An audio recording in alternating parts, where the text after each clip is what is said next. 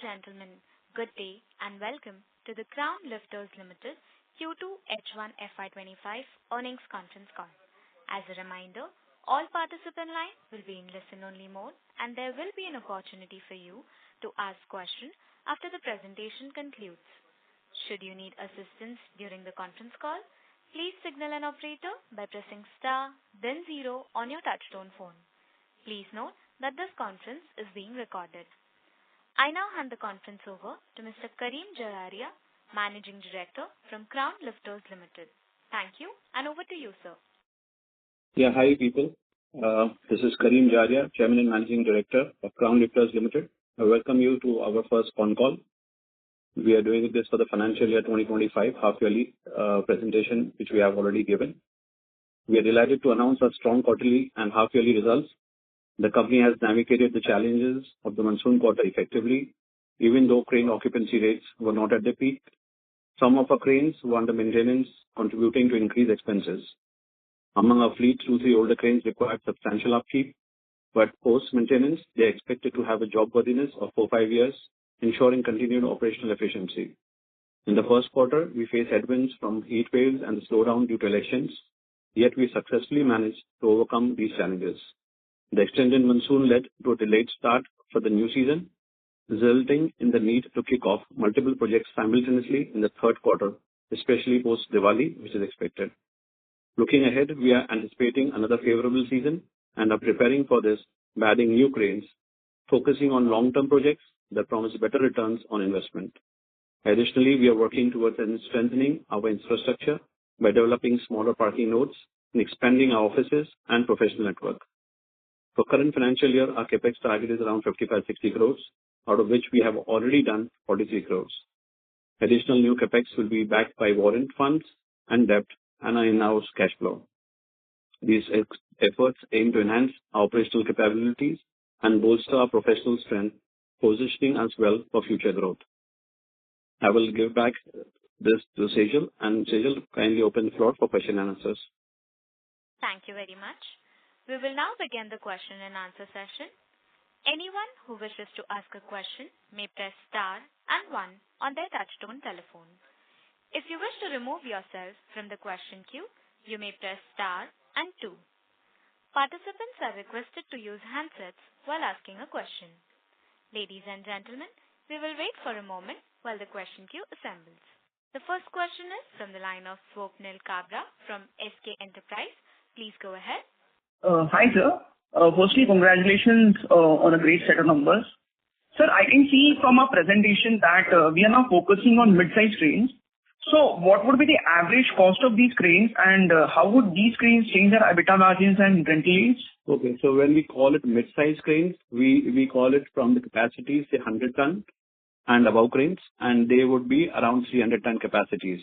So, anything between 100 to 300 ton cranes capacities are called mid-size cranes.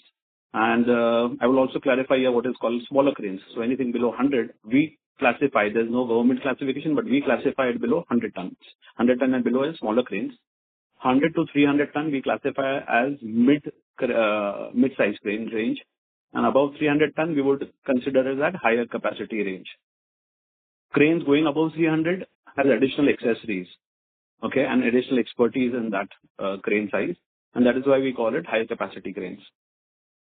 So the mid-size cranes which we are targeting is because there are more sectors that are being opened for projects. So these are the metros, bullet trains, coastal roads, ports, railways, airports. These are the projects which are coming in large. Even there are few refineries, cement, steel, and the mid-size cranes are required by almost all projects. Okay, so bigger size cranes are required by few sectors, smaller cranes by few sectors. The mid-size is always running between all the kind of projects. So they are called the higher capacity cranes in the smaller projects. They are called the mid-size cranes in the mid-size projects, and they are called the smaller size in the higher capacity projects. For example, in the wind sector where we have a 800 ton working, the supporting cranes are 110 tons and 160 tons. So in that project, they are called as small cranes. But individually, if you calculate, they are called as the mid-size cranes. So there are more projects which are coming in, and we anticipate that we'll be getting more and more orders. Like if you have seen, we had placed orders for 2 units of 260 tons, 2 units of 100 tons, and latest we have placed order for 2 units 150 tons. And these were, as we place the orders, they were absorbed for long-term projects. All our projects are 1 year above. So this projects are for like 2 years, 3 years. What are we focusing right now on? Longer term projects. And due to that, we are looking at good ROI because we're getting all 12 months of business from these sectors. So generally it's a 10-month cycle, okay? Every crane between 2 projects, it gets transported from one project to the other project and from there to other project. So there's a churn time in between. When we are getting 2-3 years of project, we're looking at a better ROI because now we are getting a 12-month complete business in that cycle. All right. Understood, sir. Sir, and do we also plan to enter into the oil rig space in future? Because there are only handful players here in this segment. So see, oil rig is completely different ballgame. It's not crane. So oil rig platforms are built by, in India, I would say, our larger client, which is L&T, Larsen & Toubro Limited, their modular fabrication yard in Kattupalli and Hazira, Surat. These are the plants where they're building these ONGC platforms, oil rig platforms. They're also doing for Saudi Aramco, Thailand Oil Company, and all these companies. They build there. These are floated back into the sea, and then there are cranes placed there for years and years because this is ever-going drilling project, right? So these cranes are cranes which are not crawlers, but they are cranes which are fixed on the oil rig platform. Only the upper of the crane is fixed on it, like you see the shipping cranes, for example, the port cranes, which are just fixed there to empty the shipping vessel. Exactly these kind of cranes are based on the oil rig platforms. So when they are based there, these cranes are bought by ONGC themselves. They will not be rented by us. They will not be doing that because they are all 10 years, 15 years, 20 years, and long time these drills are not coming back for maintenance. So those cranes particularly are different kind of cranes which they have their in-house bought cranes. They will not rent it. All right, sir. Understood, sir. I'll join the queue again. So yeah, so fabrication, we would give cranes for fabricating these oil rig platforms. You see in our presentation, there's a picture also of one of the fabrication oil rig platform pictures, which I also post on LinkedIn. If you have seen it, you'll see those oil rig platform are being made and fabricated. So we are helping in production of those platforms, but not placing cranes on those platforms. All right, sir. All right. Sure. Thank you. The next question is from the line of Dolly from Nivesha. Please go ahead. Hello, am I audible? Yes. Yes. So thank you for the opportunity and congratulations on a great set of numbers. Thank you. I had a few questions. So first of all, I wanted to understand our yield structure. Like according to our deck, it's around 2.5 to 3% monthly. Where it's different for different players in the industry. So I wanted to understand how the formation of cranes like we have that we've mentioned, like lattice boom, telescopic boom, aerial work platform, how it determines our yield. Like which different cranes have different types of yields. I wanted to understand that, how it works. The yield is generally defined not exactly by the crane, but of course the demand and supply, right? If there is a demand and supply in a particular kind of equipment, definitely for that shorter period where there is shorter supply, the yields will be higher. That is one way of looking at it. The other way of looking at it is you have better margins in a very, very short-term project. Say, for example, if you're going to rent a crane for me for 2 years, then definitely there is a yield which is differently quoted, right? The yield to our earnings will be different because we are getting a 12 months business for 2 years. But if somebody is asking me, say hypothetical, my crane is in Mumbai, and somebody will say, I want to do a job in Goa for 1 month. Okay. So in that pricing, if you see, the yield is going to be higher because it's a short-term job.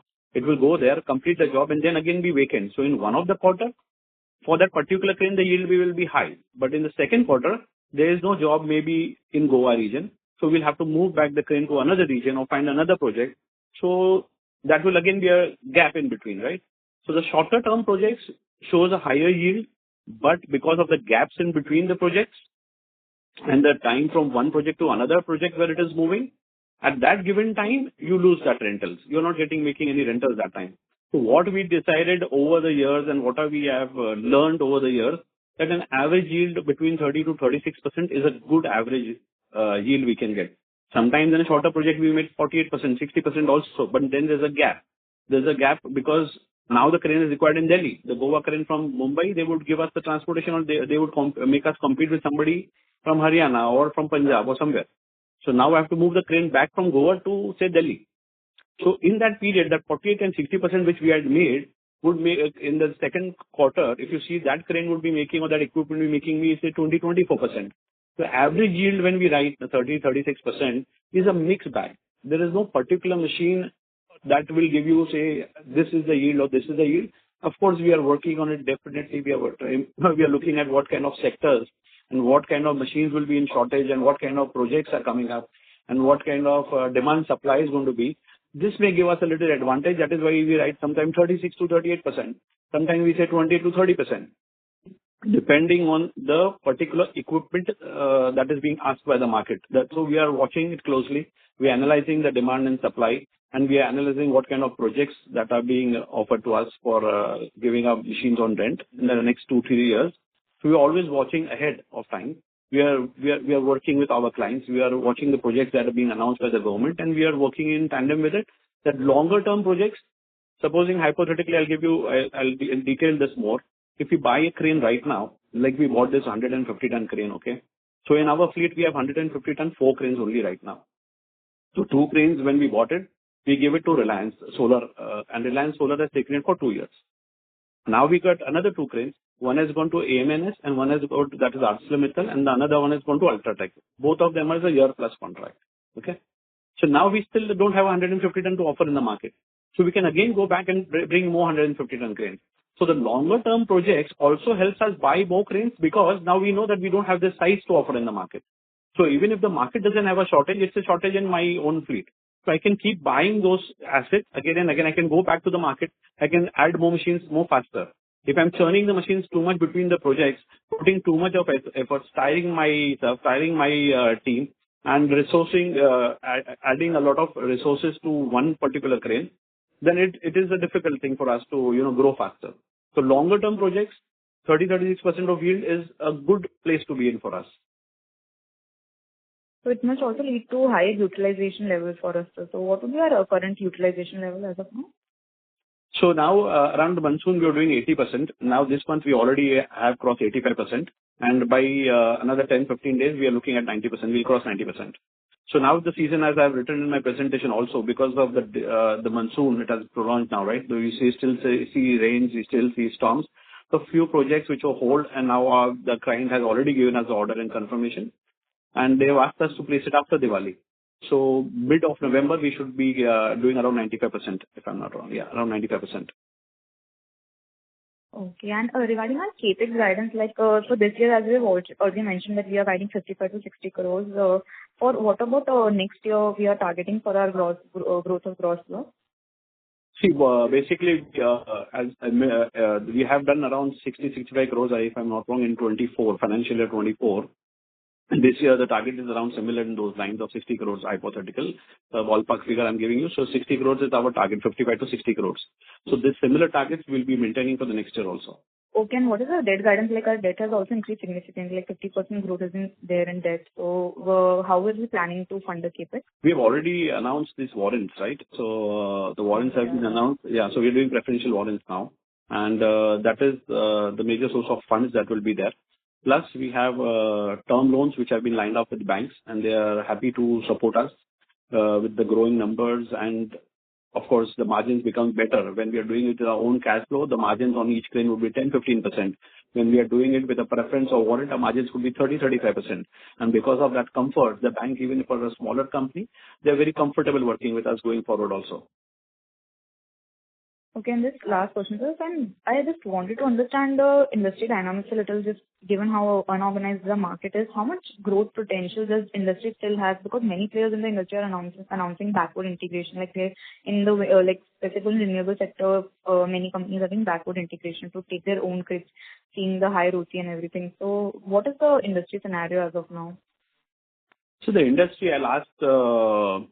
Post-COVID, earlier before COVID, I would give you the industry was growing at a 10-15% approximate rate, I would say, and everybody was happy working at that rate of growth earlier. After COVID and after the government which has been elected second time, there has been a robust growth in infrastructure, and I think every company is looking to minimum growth at around 30% plus right now. And people have achieved those targets. And going forward also for another 4-5 years with the kind of projects which are being announced, and all the companies, the bigger, larger companies than us, their growth percentage would be different. Smaller company like us, our growth percentage would definitely be different, right? So we can easily say that another 5 years roadmap, if you're asking me without even putting the numbers together, because we put the numbers for 2-3 years, but if you ask me for a 5 years roadmap, I think growing at a 25-30% is no big deal for a company size like us. Okay, great. That's We have enough room, because we have a smaller company, we have enough room to grow from here. And just wanted to confirm, all these cranes, high tonnage cranes are majorly imported from China, right? Now, yes. Most of the cranes are now being imported from China. China has done a tremendous job in improvising the quality of their cranes. So the Chinese cranes in India, I think it was imported earliest by Reliance. I think if I'm not wrong, it was 2006-07. And those cranes were not manufactured well. So in between there were gaps. Then Chinese came with different products at different times and they tried to improvise it better and better. But I think after 2011 and 12, they have improvised a lot. In the last 6-7 years, they have improvised and they made the quality. I'm still not saying that they are at the peak quality that a German crane or US crane or Japanese crane would be. But a shell life of a crane, which I would say again add here, is the shell life of a German crane or a Japanese crane would be 25-30 years. These would give around 20 years, 18 years, 20 years easily. Okay. So they are doing better. Yeah, they are improvising every day. They're doing better than what they supplied years back. Okay. Thank you, sir. All the best. Thank you. Thank you. The next question is from the line of Risha Shah, who is an individual investor. Please go ahead. Hello, sir. Hi. Yes. Yeah. So my question is that since we see we have right now around 30 cranes with us, and morely, which we feel is that this is all larger cranes. So how the dynamics of your business work in terms of number of cranes? Is it more dependent on the cranes you have, or is it more dependent on the kind of projects and the rental yields you have? Because, as a standalone basis, this number looks quite lower, that you have 30 cranes. And also since you are introducing new cranes in your business, which we are seeing in the announcements as well and in the presentation as well, you've mentioned about mid-sized cranes to cater to the new segments. So we wanted to understand how, in terms of your business, this particular thing works, whether we should look for the number of cranes you have, or we should look for the kind of projects you are shelling out your cranes into. Thank you. So the last thing which you said, we should be looking at the kind of projects we are getting engaged with, the sectors we are getting engaged with, the kind of clients we are engaging with. So one thing is our payments are getting secured with the clientele, the type of clientele we have. Longer term projects and our costings goes below because our cranes are not moving around getting transported from one location to the other. And regarding your question, should you see it? Should you see it by the number of cranes? No, I wouldn't say you should be seeing with number of cranes. You should be looking at the capex size and the returns on the investment that we are doing. Because if a smaller crane, for hypothetical, one crane of 100 metric ton would be costing around 2 crores, approximately ballpark plus GST. And if you're looking at 800 ton, it would be costing around 20 crore rupees. Okay. So plus GST. So if I say I added one crane, and if you see that, okay, now Crown has moved from 30 to 31 crane, but if you have to look that the capex has been for 20 crores plus. And wherein if I say I've added 10 cranes, and if I'm doing a business of say 100 ton cranes or 50 ton crane or 150 ton cranes, and I add 10 cranes or 5 cranes, then the number of growth you will think is phenomenal. But don't in this kind of industry where the capex and the return is counted on capex and not by the number of cranes. So that would not be the right way of calculating it or looking at it. Does that answer that, or I missed some point? No, that's really great. It gives a very good clarity on how we should look at your business. Second is that we saw that you mentioned that you also have some third-party crane outsourcers where you manage your fleet. So how does that work? Like, So How do what you we do optimize is, that particular arrangement? no, so what happens is when we are working with third-party contractors, so what hypothetically, there is a project, say, bullet train project, node, I would say. So we get an order for one node, working in one node. So now we got an order to work at Vashi. Okay, so Virar. So Virar is one node for the bullet train project, and they wanted, say, 100 tons, 4 cranes. We have 2 cranes in our fleet, but the client wants to deal with one person. They said, "Okay, listen, we will go to deal with one person because for 4 cranes, we are not going to go to 4 agencies. So why don't you get some cranes from outside?" We have a limitation of, buying cranes. We cannot keep buying cranes because we need to have money also at the same time. We need to have infrastructure also for supporting it, right? So we know few players who would want to give us the cranes and say, "Okay, listen, because we cannot get the order because there are standard practices that we need to follow. So this is our brand new crane. These are our younger cranes. Why don't you help us get the work order for that?" So based on that, there's a ballpark figure of 10% commission. So supposing the client is L&T, L&T would say, "Karim, this one crane is coming for 5 lakh rupees. Okay, and we'll give you 4 cranes order." Now 2 cranes will go from our fleet and 2 cranes we will take it from the subcontracted. We'll subcontract it from the market. Third party will be giving us support for that. And when we get it from the third party, so we will be making 50,000 rupees monthly on that crane. And what are we doing is we are just making them go through our processes and our SOPs. That's the only thing. So we are adding a professional edge. We are getting a contract for them and we are making that much of money. So all the operational side and the expenses of the crane is their cost. It is not our cost. Ours is only networking, that we are giving them a reference, we are giving them an order through us. And our payments also, which orders we give, we always mention it's going to be a back-to-back payment. So we don't actually also involve our cash flow in that. So whenever the payment is coming from L&T, within 72 hours, we are making them the payment. And there's a minimum basic 10% commission with that we are charging them on these smaller size cranes. If supposing there would be 800 ton crane, maybe there would be a 5%. But on these smaller sizes, and this is the size where now we are trying to increase our share because we are seeing that we are getting more and more orders. And total in the number, if you're looking, it's going to be a 10 and 15% subcontracting that we are doing right now. And sometimes what happens, the cranes are not ready here. China would say, "Karim, we will give you crane after 2 months because there's a demand and we don't have a supply." So what we do is we take a subcontract crane, put it on business for say 3 months. By the time we get our cranes, because we know this project is going to last for 1 year and 2 years, so we'll replace those cranes after 3 months and put our own cranes there. So basically it's like a buffer also sometimes for us. That our crane is in work in progress, it's still coming. Our funds are supposed to be come, and then we are going to get this crane after 2-3 months. So we will say, okay, what we will do is there's a great project coming in. We don't have cranes. We are going to put somebody XYZ crane.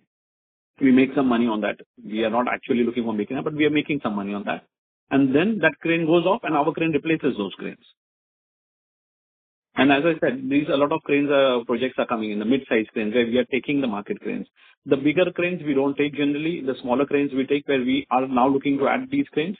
So it helps us, it's like a buffer. So before our cranes come in, we already have an order secured. Thank you.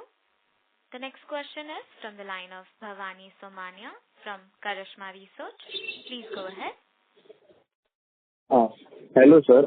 Sir, first of all, congratulations for a good set of numbers. Thank you. And sir, my question was more with respect to the accounting part. Like I just wanted to know, since you purchase all of the cranes from China and whatever, I know that we have to make the payment upfront. So I just wanted to know like what types of expenses are accounted in trade payables account for your side. Yes. Okay. So the question is ended, so I can start. Yeah, my question is. Okay. So what is happening is China, generally, what is they are doing is they, when we raise, I will give you an example. Okay. So when we raise 10 crore rupees from preference. Okay. Now, what we have to do in China, they would give us 2 years of say credit on a particular crane and getting a 2 years credit negotiated with them. So now I have the cash funds with me. Okay. And they don't want to discount this. So they will say, we are not discounting it, take it as a credit. So either I will go with a loan from a bank, but bank says your machine is going to get depreciated in 2 years. So I need to start an installment for this. So what does the bank do? The bank will take the funds, say 10 crores of loan, they will book it today itself. Okay. They would put it in the FD. They would charge me, say, hypothetically again 9% interest for a new crane loan. So the loan starts on day one. But at the same time, I'm making interest income on the FDR that they park it because they are not actually paying to the supplier. So I would make an FDR at say 8%. Of course, there's a deduction in income taxes when you make the profit of 8%. So we are getting basically around 6% profit in the interest earnings. But we are paying 9% for the loan. This is one way of doing it. And the second way is when we raise money from preference or we raise money from our own cash flow. And I have my own 10 crore rupees. I would have to go to the bank, make an FDR. Bank will sanction a letter for that and they will give a DO, what we call a delivery order or the LC. If it's under import, it will be letter of credit. If it's under India import already by the Chinese company because they have their workshops and parking bays in India also. If I'm buying it from there, ready-made, then and not an import, then they will give them a DO. That is domestic LC they will give them. So once the delivery order is given to them, my money is taken by, say, hypothetically, HDFC Bank. They will keep it in the FD and they will open letter of credit for domestic LC to the supplier. So now you see it as trade payable, but against that you will see an FDR also parked in our name. So most of the trade payables are covered either by loan, that is the bank that are going to give us loan after 2 years, start the loan after 2 years, or via FDRs. Okay, so what I understood is like you don't have to pay upfront to its supplier, you have to pay to the bank first. There are two ways I said. So there are few companies now in China, say hypothetically, I'll give you a name also of the company, the Sany. There's a Sany brand, there's a XCMG brand, there's a Zinman brand. So Sany has started discounting it now. So they generally offer 6.5%, 7% discounted on day one and start the loan or pay us the amount rather than keeping in FD 8% and then paying income tax of 25 to 26% and making 6%.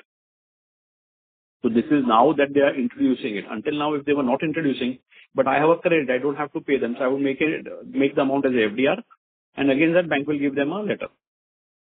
So that goes under trade payable. Okay, understood. Thank you, sir. Yeah. Thank you. The next question is from the line of Harsh from Chris PMS. Please go ahead. Hi, congratulations for great set of numbers. I just wanted to understand one number is out of the total fleet right now. What percentage is for the longer term projects? That is my first question. Okay, so let me open my sheet. I'll give you an approximately ballpark number on that. So around 65% of our fleet is on the longer term projects, say 1 year plus. Okay, perfect. And as utilization will increase, so we have committed, as the utilization will increase in H2, we can see operating margin also play in for us, right? Yes. Okay, perfect. Just had these questions. Thank you. Sure, thank you. Thank you. Ladies and gentlemen, you may press star and 1 to ask a question.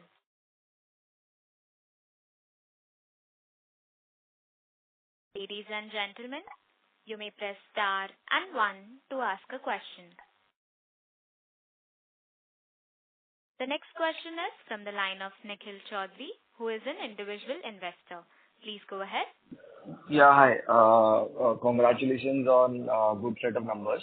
Wanted to understand how sticky are our clients? Like, have we lost any client till date, and what sort of repeat rate do we enjoy with our current clientele?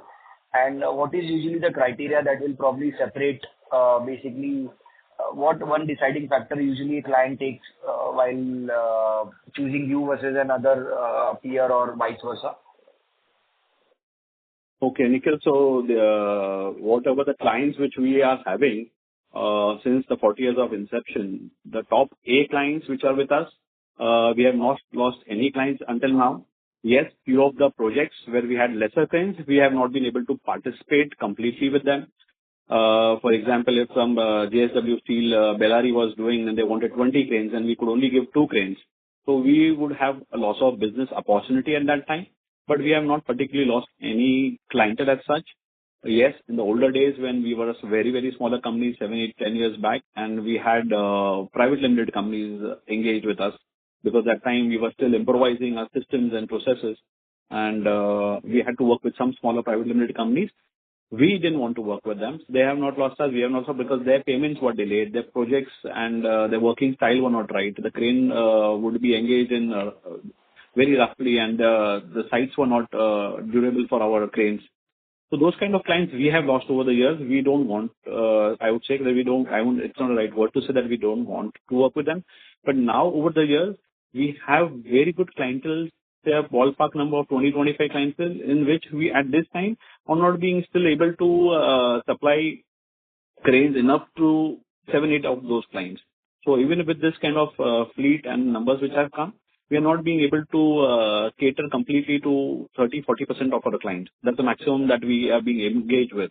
So that is why we are looking at a high demand already there from these 20-25 good A group clientele, which I call, and you see it on the list also. And if we want to cater to all this, we'll have to step up faster and we'll have to move faster because the market will be taking the shares from us. So that's part of your question. And can you repeat the second part of the question, which exactly you were asking? Why, how do we differentiate, you said?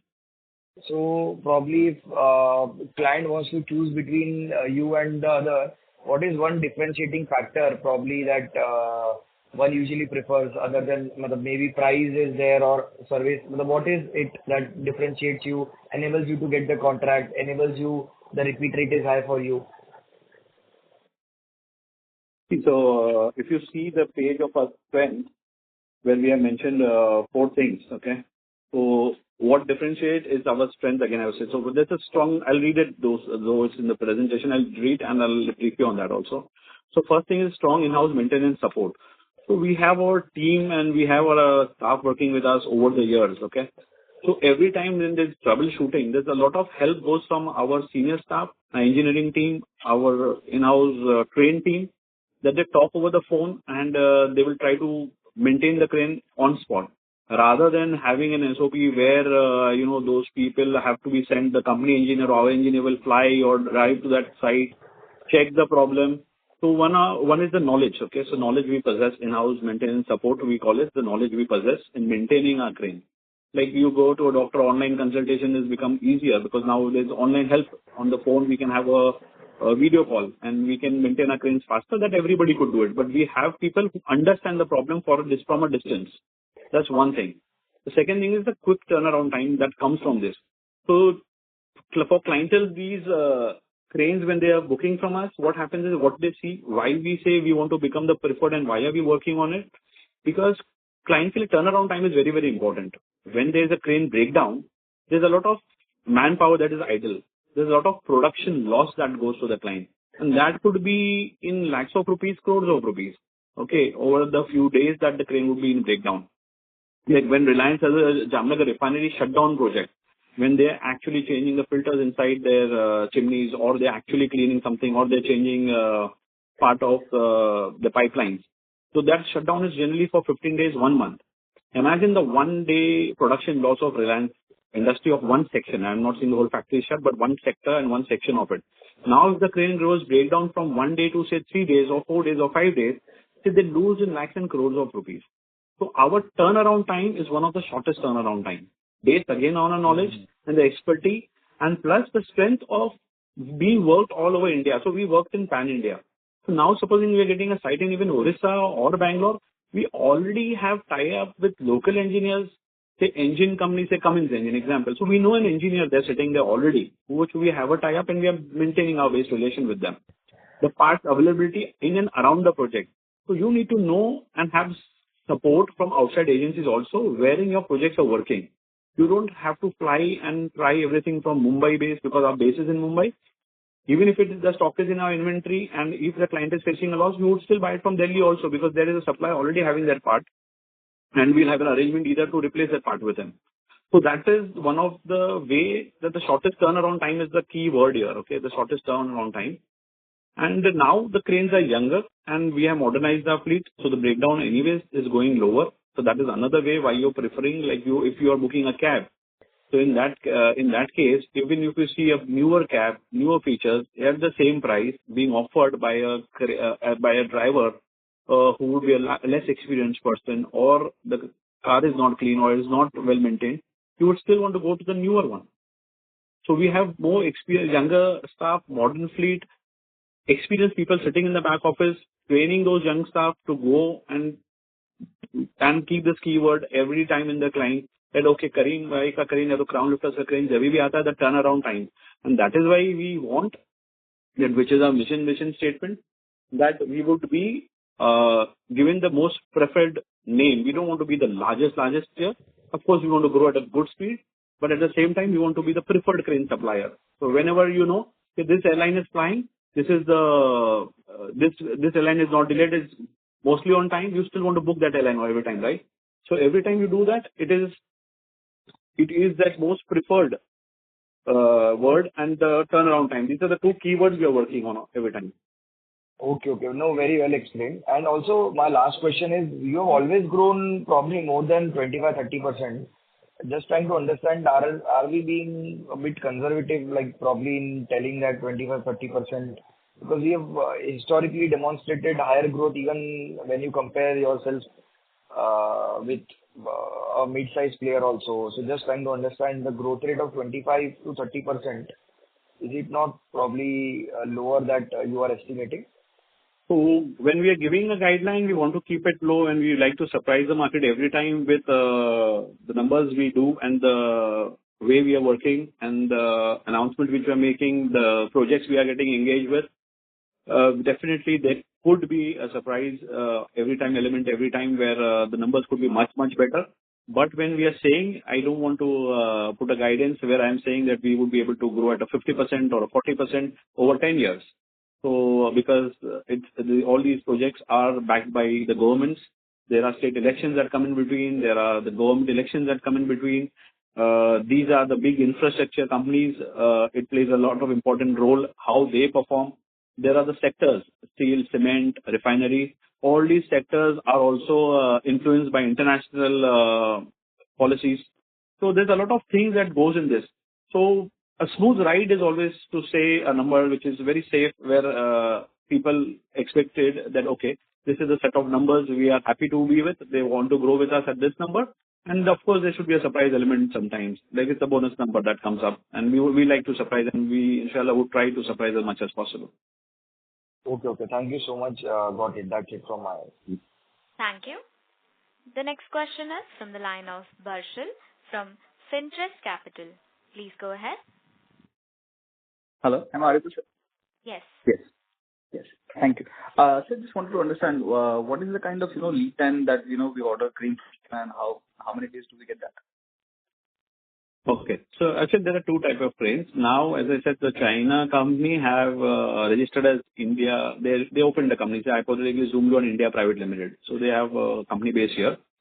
They have bases in Chennai and they have bases in Mumbai. And I think now they are trying in Kolkata also. So wherein they know the mid-size and smaller cranes are ordered in bulk every time. And I mean, there are continuous requirements of those kind of sizes. So below 250 ton cranes, I would say you still are able to get it in a quick turnaround time of 30 days. So every month there is a vessel that is arriving from China, and every vessel there are a particular inventory that they've been importing based on their calculations on the project. They also have their numbers, right? The calculation plus based on the experience, how many cranes they have been able to sell. So the smaller cranes, they have been able to order accordingly, and few cranes which are above 250 ton and that, in that you have to order at least 60 days before the project kickoff, because that shipping time is around 3 to 4 weeks from China. 1 week is the clearance time, plus their domestic transportation time from their project to their port of Shanghai or wherever they are shipping it from. So minimum 60 days, and when it is a 600 or 800 ton crane, 90 days is a safer side to have.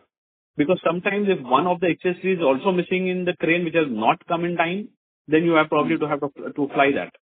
Or if you're lucky from your own fleet or from their store, if there is some parts you may get, but not accessories. So it's always safer to have it 90 days before your order place. So when you get a delivery in 60 days, you still have that lead room of 30 days. Got it. Perfect. That helps, sir. And sir, just to confirm, how many cranes have we ordered for this financial year? I guess 30 cranes is what we have as on date with us. And I heard you saying around 6 more cranes that we have ordered. No, so we have already for this quarter, October-December quarter, we have already ordered 2 cranes, that is 150 ton cranes. Mm-hmm. And we are waiting for this NSE permission. I guess it should be coming today. That's what shows, because on their website when we check, probably we should be getting it today or maybe Monday max.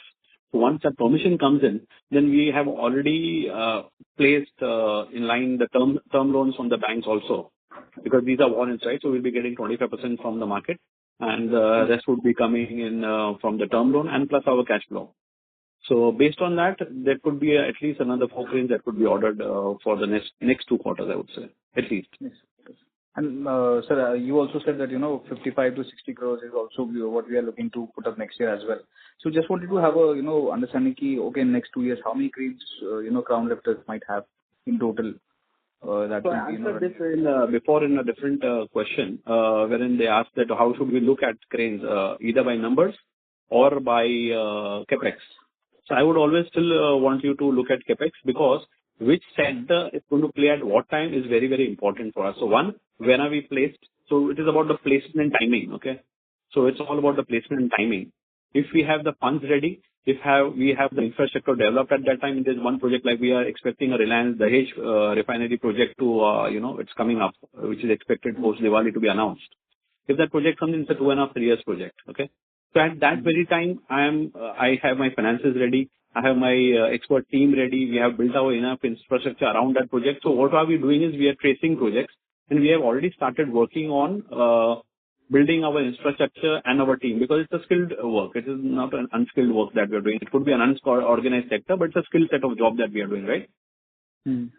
So if you are placed well, it is not a big deal to, even have that 50-60 crores being done in the first 6 months of the financial year 26. It doesn't have to be everything done in parts and parcels of every quarter. So it depends on the project kick, and it depends on the warrant money which we are going to get in time. And loans, of course, will be backed when there's margins by our side. So as I said again in that first question, that our margins, if it is 10-15% which comes from our cash flow, then the bankers will be giving us limits accordingly. When it is backed by warrants money also, we will be getting more limits, definitely, because our margins improve. Because we will say to the bank, okay, it's not 15%, we'll give you 30% margin. So of course, that number that the bank becomes comfortable with, and they will be giving us more leverage. Correct. So don't look at the number of cranes that are being engaged, look at the capex that is being engaged. And the timing of announcement and the projects that we announce alongside. Now, because somebody said in the AGM, kindly tell us, what kind of projects these cranes are going. So we added in the statement that these projects are going for AMLS, ArcelorMittal, it's going for UTCL, Ultratech. So see the kind of engagement that we are getting. See the kind of clientele these cranes are going for a longer term project. See the kind of capex we are getting. See the kind of balance sheet change which is happening, which this kind of 27, 26, 27, 26.8 to be specific about the warrant money that is going to come in the company. See that the growth that can happen with that kind of money that's coming as a margin. Because it's not the capex that we're able to 100% utilize it as just capex. We are going to make it as a margin. We could make it 30% or 25%. That is with the banks that we still are working with. So we can align it with that. That helps, sir. All right, sir. I'll get back in the queue. Thank you so much. Sure. Thank you. Ladies and gentlemen, you may press star and 1 to ask a question. As there are no further questions, I would now like to hand the conference over to Mr. Karim Jagaya for closing comments. Thank you very much for attending this first con call. And we are very happy to have you with us. And we would try to do more conferences whenever our results are there. And this would give more confidence and more information to the market and more clarity to the market. And we hope that we all grow together. Thank you. God bless. Thank you. On behalf of Crown Lifters Limited, that concludes this conference. Thank you for joining us, and you may now disconnect your lines.